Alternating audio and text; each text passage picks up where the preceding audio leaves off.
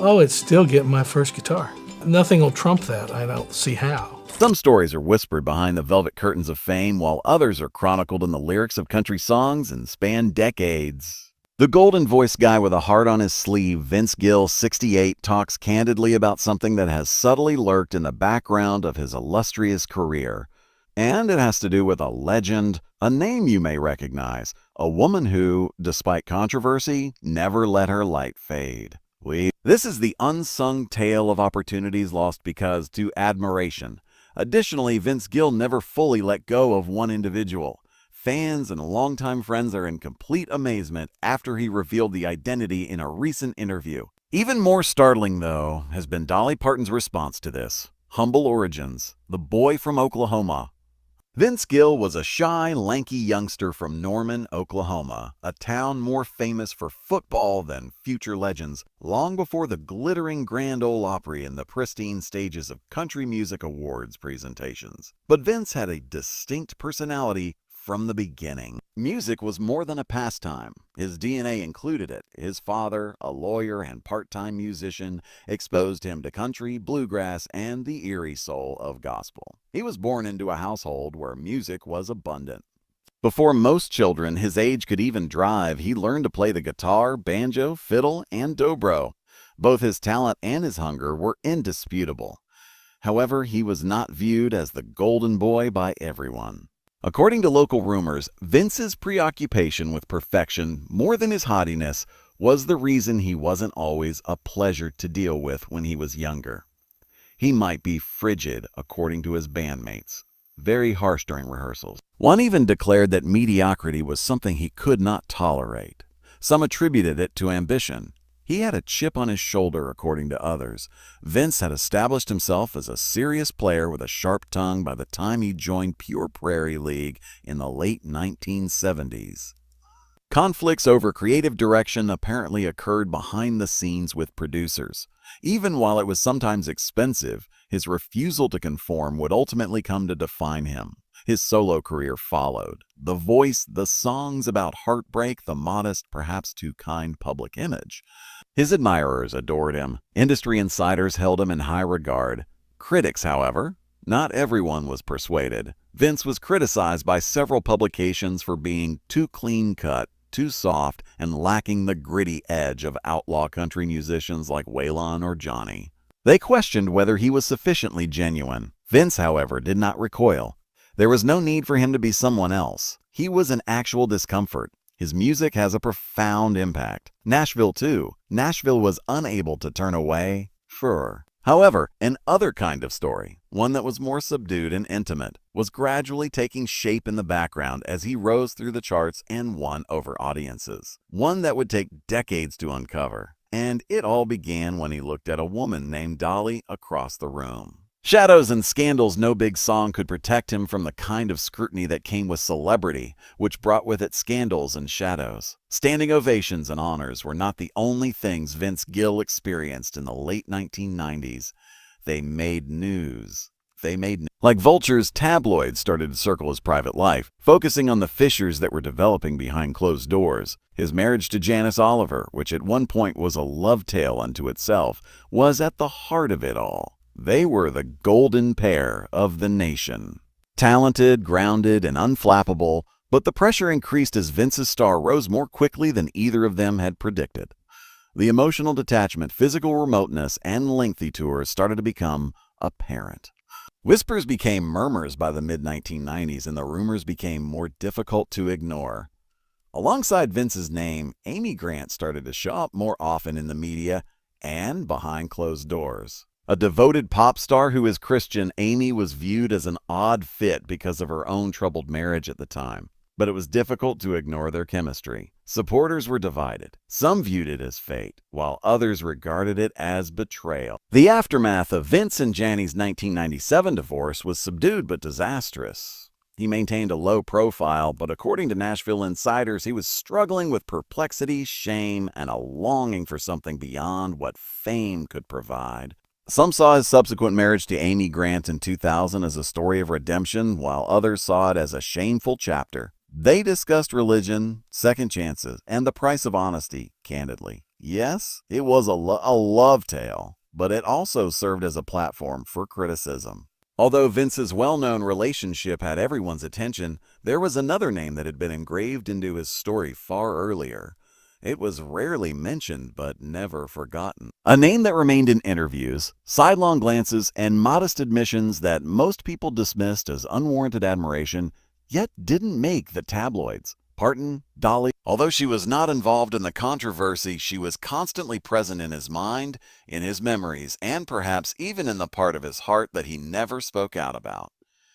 The emergence of a country icon up to this point. Dolly Parton, a woman whose presence was unavoidable, rose steadily with Vince Gill. Long before Vince ever released his first solo album, Dolly was already a force of nature encased in rhinestones, wit, and an undeniable warmth. Dolly had already changed the norms for women in country music by the late 1970s and early 1980s, while Vince was still figuring things out. She was a brand, not just a singer, a cultural phenomenon, an empire. Dolly accomplished what many said was impossible, rising from her modest origins in the Smoky Mountains to the top of the charts and appearing on TV screens around the country. In a field that rarely permitted women to be both fiercely autonomous and extremely successful, she achieved both. However, that independence came at a high cost. Her unabashedly gorgeous, blonde, and buxom persona made her an easy target. She was written off by critics as a gimmick. She was the target of jokes from talk show presenters. In retrospect, it seems absurd that some even accused her of utilizing her looks as a diversion from her talent. Then there were rumors circulating about her wealth, relationships, and even her motivation. Rumors about private relationships, conflicts with other country music icons, and behind-the-scenes business disputes began to appear in the tabloids. But Dolly remained unflappable throughout it all. The same way she handled fame, she handled scandal. She was no fool, and she showed it to the world with humor, grace, and a quiet steel. She was a brilliant contradiction to the general public. Kind but astute, gentle but astute. She was a legend among her peers. To Vince Gill, too, she left a lasting impression. Vince never said too much over the years. However, his tone always changed when her name was mentioned. There was a pause, a smile, an unfake sense of respect. Sometimes he laughed at himself for being so enthralled, yet he spoke of her beauty with a nostalgic wonder. He admired her charisma, her business acumen, and her songs. And even though nothing ever went wrong in public, there was always something that was not said, something that he has just now, decades later, started to allude to. Not everyone would be surprised by this admission. Despite what the media liked to imagine, Vince and Dolly were never a couple when their paths crossed. No missing weekends, no embarrassing pictures, and no late-night sightings outside some secret bar in Nashville. There was nothing romantic to analyze on paper, but in practice, things were more nuanced. More times than most people think, Vince Gill and Dolly Parton crossed paths. At business galas, charity events, tribute concerts, and award shows. They occasionally shared a stage together, while other times they only had a quick backstage conversation. However, those who were paying careful attention saw a change in Vince's gaze toward her. Like someone attempting to commit a moment to memory, there was a softness and stillness. Vince said something that now reads a little differently in an interview from 2003 that was almost ignored at the time. Dolly has a certain quality. The moment she enters the room, you can't help but smile. All she does is adjust the temperature.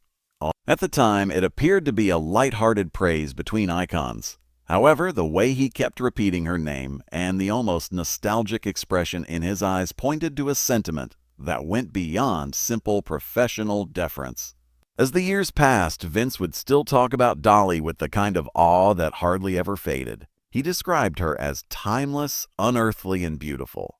He never ended there, though, as though he were talking about someone he still hadn't quite moved on from. He claimed that her heart, her unwavering kindness, her disarming humor, and her capacity to make anyone feel like the only person in the room were what really captured his attention. According to those close to Vince, she was his eternal muse, the type of person that enters your life at a young age and stays there forever.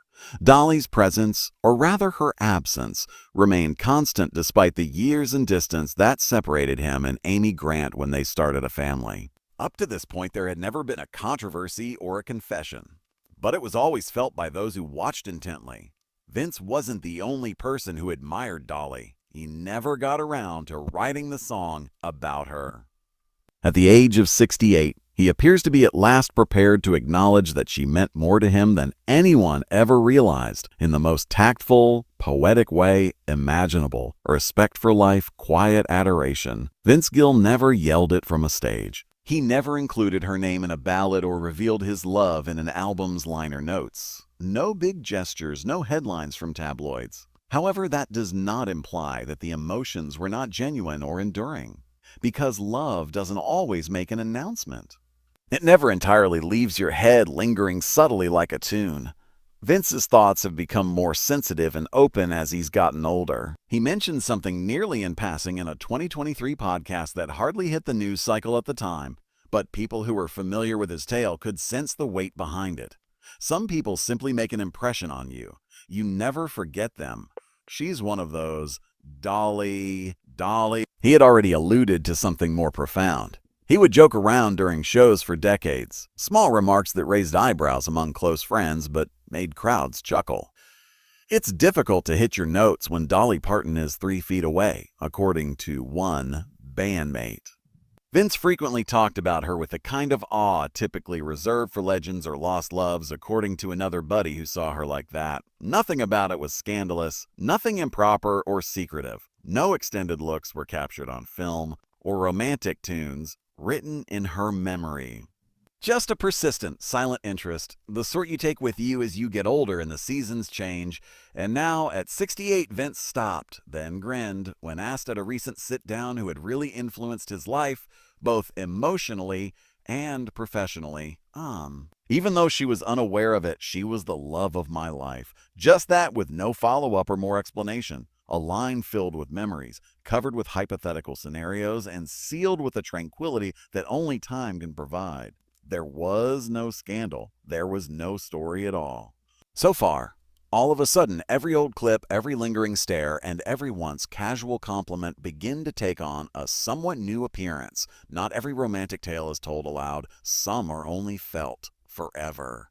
The Two Titans legacy, it's possible that Vince Gill and Dolly Parton never had a conventional love story. There were no rumors-filled late-night duets, no whirlwind romances, and no public declarations. However, it was obvious to others listening to how he called her name and how she illuminated the place he was, and that something special had happened between them. It was not a love characterized by extravagant displays. It went farther than that. It existed in the silences, the praises that were too tactful to come across as revealing, and the type of look that conveys everything without using words. They created something timeless, a bond that didn't require a label, a spark that never demanded a flame, a quiet reverence that reverberated louder than any headline ever could, through their music, their mutual admiration, and the way their paths continued to cross over the years. Because in actuality, not all loves are intended to be lived out in public. Some are intended to remain unaffected by reality, to inspire rather than to disturb, that they have the chance to live forever. Furthermore, Dolly Parton was more than simply a co-worker to Vince Gill. She was more than just another icon. She was the song he never finished and perhaps didn't need to, the voice in the back of his head, and the light in the room. Two paths, two legends. There is one untold tale that conveys more in quiet than most people can in a lifetime of speech. Was there more to it than admiration? In your opinion? Leave a comment below with your opinions. We'd like to know what you think. And you already know this was their story if you've ever experienced a connection so strong and pure that it didn't need to be said out. And sometimes the love that lasts forever is the one we never express.